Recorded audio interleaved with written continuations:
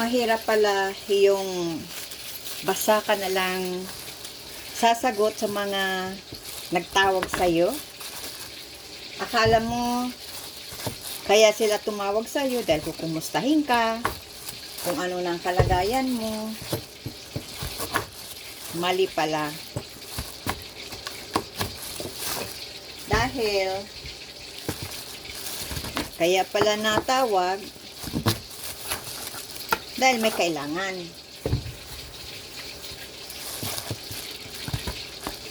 Kapag hindi mo pinaunlakan, hindi mo nabigyan ng hinihingi na pera, i-unfriend ka. Galit na sa'yo. Hindi yan tama. Dahil hindi ka napagbigyan, unfriend mo na. Anong klaseng tao yan?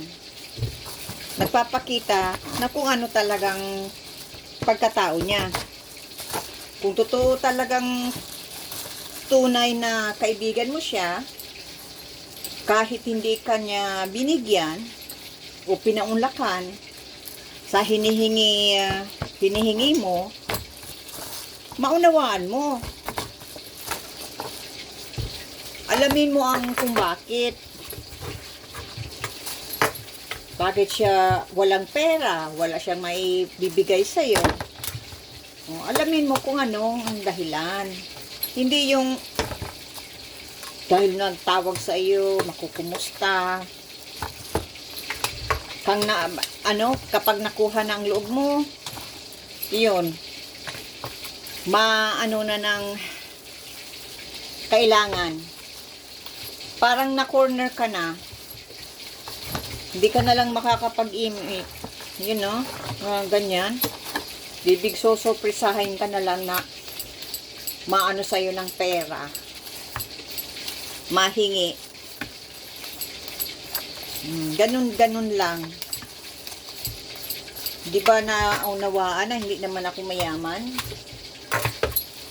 Ilang beses na nga ako naloko, hindi pa nakabalik sa akin yung mga naloko sa akin. Mahirap palang ganun. Na ang tingin sa'yo ay pera lang. Tapos, kapag hindi mo pinaunlakan yun, block ka na. I-unfriend ka na. Yun, nagpapakilala yun na ganun talagang galit niya. Pag hindi nakuha ang gusto, yun, block ka na agad. Masama yun. Kaya ngayon, pag may natawag sa akin, hindi ko na basta-basta sinasagot. Tinitingnan ko muna talaga kung sino. Dahil mahirap na. Mahirap na talaga. Mahirap na yung pansarili ko ng pamilya. Nahihirapan akong magbigay ng pera. Iba pang tao. Hirap pag nawalaan ka ng pera. Hindi mo naman maasahan yung mga nabigyan mo. Wala na yung. Kaya dapat i-priority talaga ang sarili, pamilya.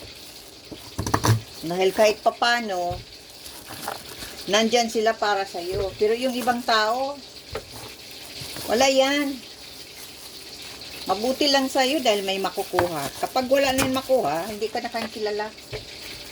Kalimutan ka na. Kahit ano pang ibigay mo dyan. Ibigay mo ng lahat. Pag hindi ka na kailangan, goodbye. At hindi ka na maalala. Kaya, mahirap talaga.